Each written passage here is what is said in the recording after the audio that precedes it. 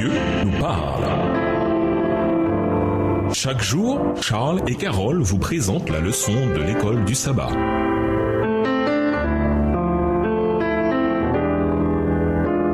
Bienvenue dans notre émission. Dieu nous parle. Nous voilà la leçon de lundi, un aimant divin, Ésaïe 66, versets 1 à 19. Lisons Ésaïe 66, versets 1 à 19. Sans perdre de vue l'époque à laquelle écrit Ésaïe, quel est le message fondamental qu'il délivre ici? Ésaïe 66, les versets 1 à 19.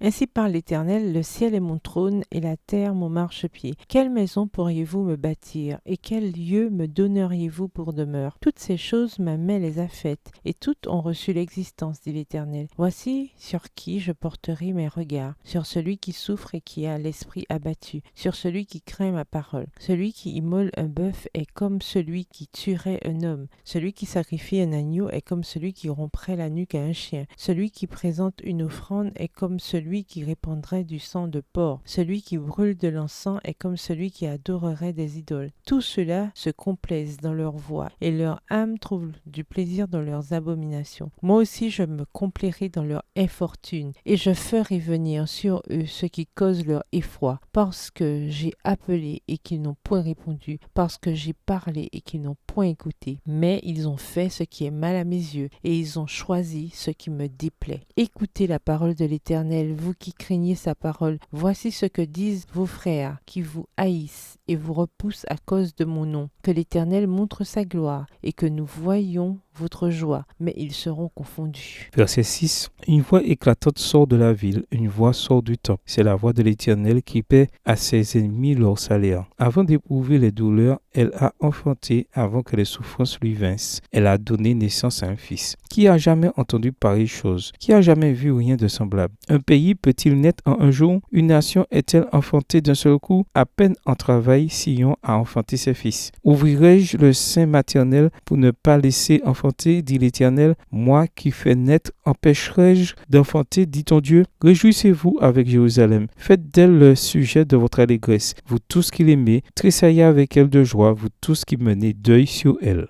Verset 11. Afin que vous soyez nourris et rassasiés du lait de ses consolations, afin que vous savouriez avec bonheur la plénitude de sa gloire. Car ainsi parle l'Éternel, voici, je dirigerai vers elle la paix comme un fleuve, et la gloire des nations comme un torrent débordé. Et vous serez allaités, vous serez portés sur les bras et caressés sur les genoux. Comme un homme que sa mère console, ainsi je vous consolerai. Vous serez consolés dans Jérusalem. Vous le verrez, et votre cœur sera dans la joie, et vos os reprendront de la vigueur comme l'herbe. L'Éternel manifestera sa puissance envers ses serviteurs, mais il fera sentir sa colère à ses ennemis. Car voici l'Éternel arrive dans un feu, et ses chars sont comme un tourbillon. Il convertit sa colère en un brasier, et ses menaces en flammes de feu. Verset 16. C'est par le feu que l'Éternel exerce ses jugements. C'est par son glaive qu'il châtie toute chair. Et ceux que tue à l'Éternel seront en grand nombre. Ceux qui se sanctifient et se purifient dans les jardins au milieu desquels ils vont un à un, qui mangent la chair de porc, des choses abominables et des souris. Tous ceux-là périront, dit l'Éternel. Je connais leurs œuvres et leurs pensées. Le temps est venu de rassembler toutes les nations et toutes les langues. Elles viendront et verront ma gloire. Je mettrai un signe parmi elles et j'enverrai leur réchappée vers les nations. À Tarsis, à Pul et à Lude qui tirent de l'arc. À Tubal et à Javan, aux îles lointaines, qui jamais n'ont entendu parler de moi et qui n'ont pas vu ma gloire, et ils publieront ma gloire parmi les nations. Par l'intermédiaire du prophète, Dieu réitère l'appel et l'avertissement qui imprègne le livre. Dieu sauvera et restaurera les humbles qui tremblent à sa parole. Ésaïe 66, les versets 2 et 5. Comme dans Ésaïe 40, le verset 1. Il les consolera. Ésaïe 66, verset 13. Mais il détruira ceux qui se rebellent contre lui. Cela inclut les hypocrites attachés aux rituels extérieurs dont ils rejettent les sacrifices. Ésaïe 66, versets 3 et 4. Comparé avec Ésaïe 1, les versets 10 à 15, ainsi que ceux qui détestent et rejettent ses fidèles, Ésaïe 66, verset 5.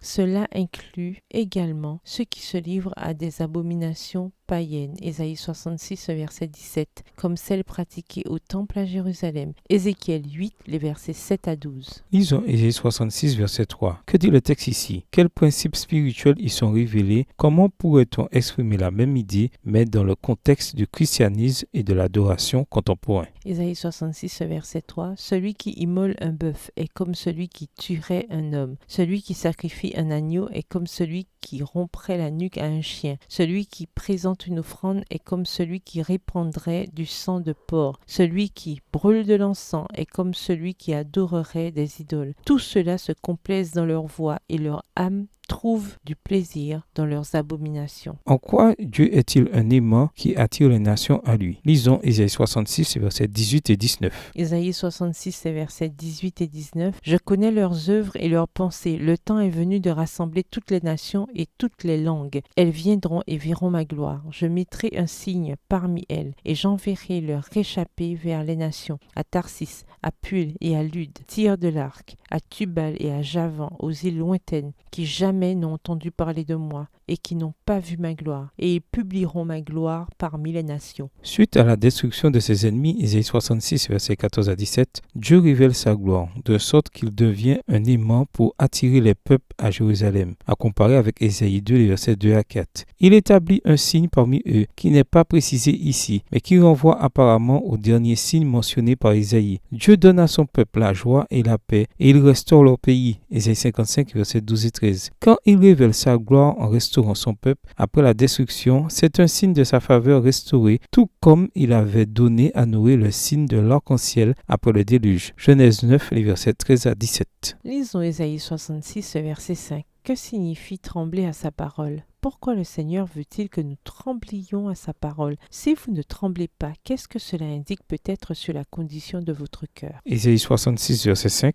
Écoutez la parole de l'Éternel, vous qui craignez sa parole. Voici ce que disent vos frères, qui vous haïssent et vous repoussent à cause de mon nom. Que l'Éternel montre sa gloire et que nous voyons votre joie, mais ils seront confondus. Au revoir. Et à demain si Dieu veut. Dieu nous parle. Chaque jour, Charles et Carole vous présentent la leçon de l'école du sabbat.